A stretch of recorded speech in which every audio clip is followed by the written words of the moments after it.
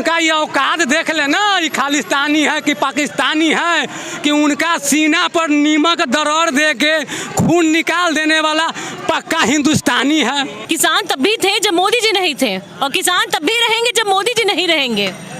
लेकिन तब भी ये जो सरकार है, मोदी सरकार, वो किसान विरोधी, देश विरोधी, जनता विरोधी सरकार है।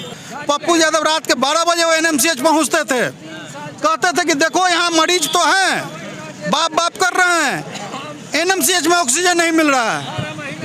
Pappu Yadav private oxygen cylinder ले जाके वहाँ की गरीब मरीजों को देते थे। अडानी अंबानी के रखाइल सरकार, उसमें इतना क्षमता नहीं है कि उसका पोल खोलवा सकते हैं। बहुत प्रदर्शन किए लेकिन अभी तक कुछ भी नहीं हो पाया।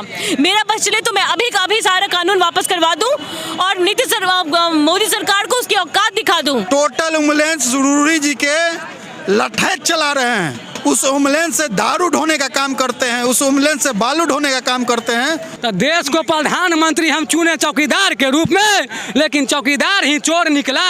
आपको चुने हम पूरा देश का चौकीदार, लेकिन आप अडानी अंबानी को चौकीदार निकले।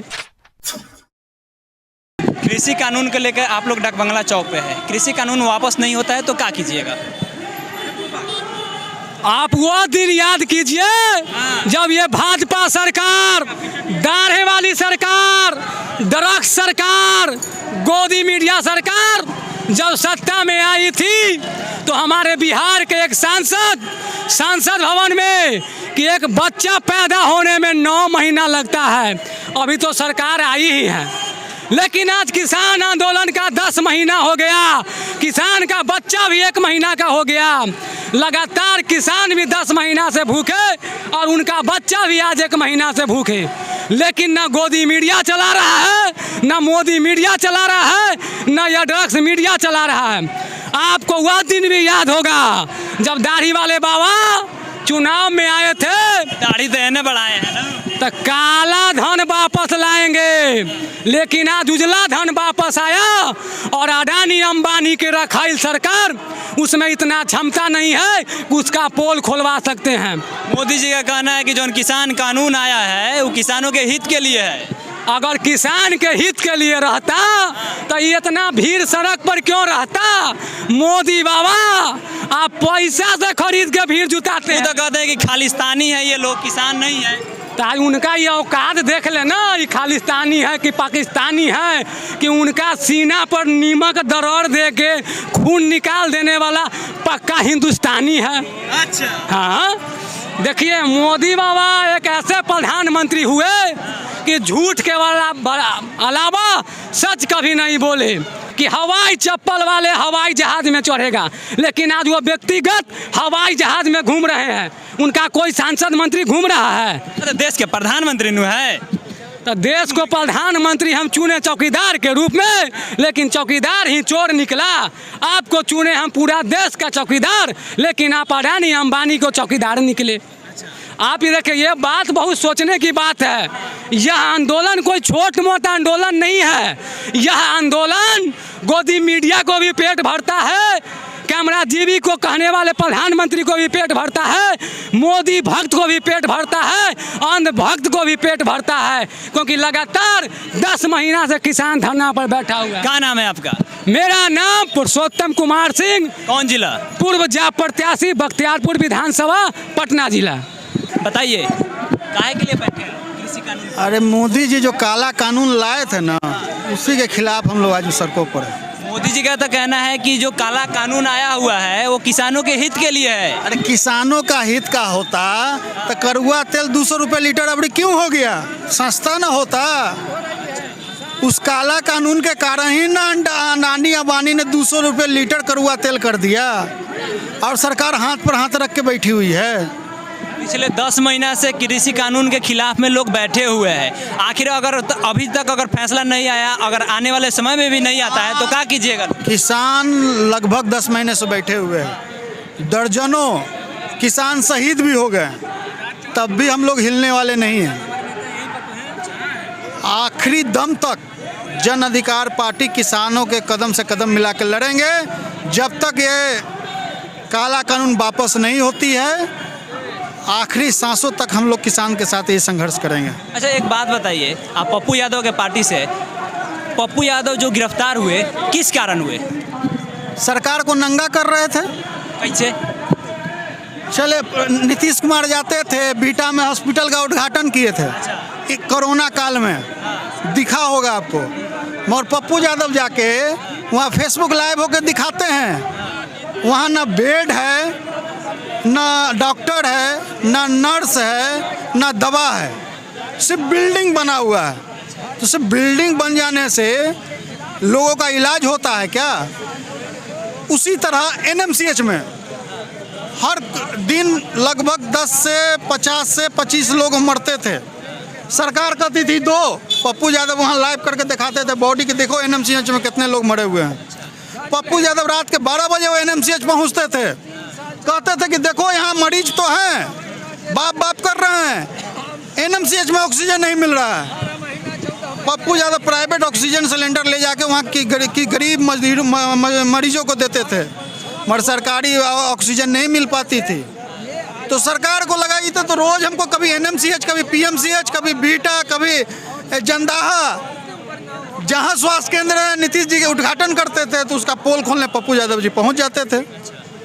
गरीबों के रेमडेसिविर सरकार उपलब्ध नहीं उपलब्ध कराती थी, मगर जन अधिकार पार्टी सब लोगों को सुई उपलब्ध कराती थी। तो सरकार को लगा तो ये तो हमारे समांतर में सरकार चल रही है जो पप्पू यादव के कंट्रोल में है। तो अब इतना तक तो सरकार बर्दाश्त कर रही थी। उसके बाद उनके केंद्र के जो सरकार है, उनके कथाकथित सांसद जो एम्बुलेंस चोर हैं, क्या नाम है उनका? रूरी जी। एम्बुलेंस से वो बालू ढोवाते हैं, एम्बुलेंस से दारू बेचवाते हैं। एम्बुलेंस से तो मरीज ढोवाता है। नहीं ना, वो मोदी जी के से है ना, वो अपने घर से एम्बुलेंस खरीदे थे।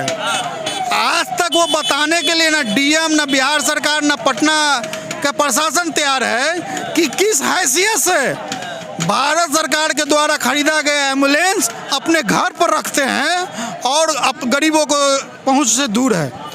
डीएम से जब आरटीआई किया जाता है तो डीएम कहता है कि प्राथमिक स्वास्थ्य केंद्र के अधीन चल रहा है एम्बुलेंस, मगर टोटल एम्बुलेंस रूरी जी के लठैत चला रहे हैं। उस एम्बुलेंस से दारू ढोने का काम करते हैं, उस एम्बुलेंस से बालू ढोने का काम करते हैं, जो आए दिन मीडिया में आती है। आज उनके कथित जो एम्बुलेंस संचालक कर्ता के टीम में थे, वो उनका एक होटल में सेक्सुअल महिलाओं के साथ पकड़ाए हैं। वीडियो नहीं, उनके यहाँ होटल में धंधा चलते थे, दर्जनों लड़कियां पकड़ाए, मगर सरकार एक सवाल नहीं उठा। रूडी जी का कहना है कि वो एम्बुलेंस तो मुखिया जी को दे दिया गया था। किस हैसियत से मुखिया जी को दे दिए? आप देने वाले होते कौन हैं? यही तो सवाल है बिहार सरकार और रूडी जी से। जिला एम्बुलेंस संचालन समिति को दिए थे और उस वहाँ पे कानून छपरा के लिए अलग है, रूडी जी के लिए भारत सरकार से अलग है। वो तालिबान की तरह वो अपना सरकार चलाएंगे अपने क्षेत्र में।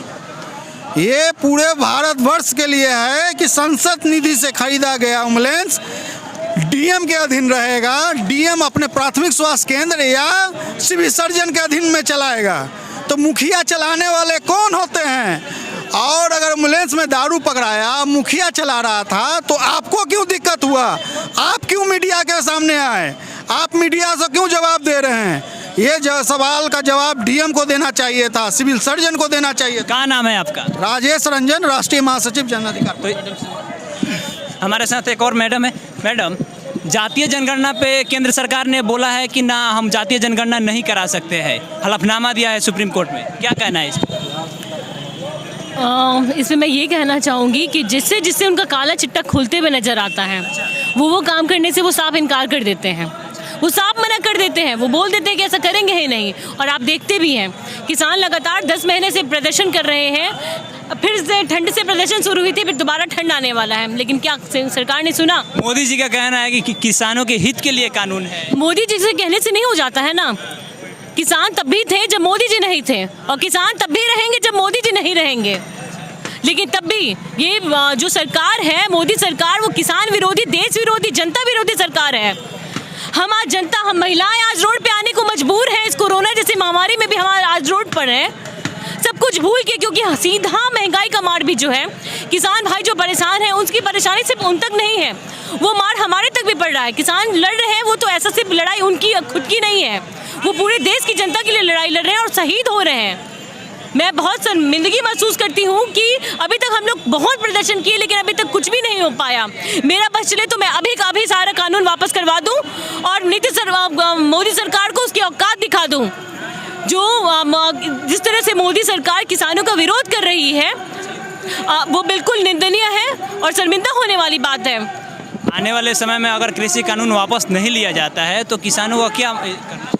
बिल्कुल जिस तरह से मदद होगा, जन अधिकार वाले सबसे पहले प्रदर्शन करना शुरू किए थे किसानों के फेवर में और आगे भी करते रहेंगे जहाँ जहाँ किसान भाइयों को। आपके नेता कब तक आने वाले हैं? जब भी आएंगे हम लोगों को न्यायालय पे पूरा विश्वास है, जब भी आएंगे आपके सामने होंगे और सेवा करते नजर आ जाएंगे वो। तो ये थे जन अधिकार पार्टी के नेता, इनका कहना है कि मोदी सरकार फेल है। वीडियो फेसबुक पे देख रहे हैं तो पेज को लाइक कर लीजिए, यूट्यूब पे देख रहे हैं तो चैनल को सब्सक्राइब कीजिए। मिलते हैं अगले वीडियो में।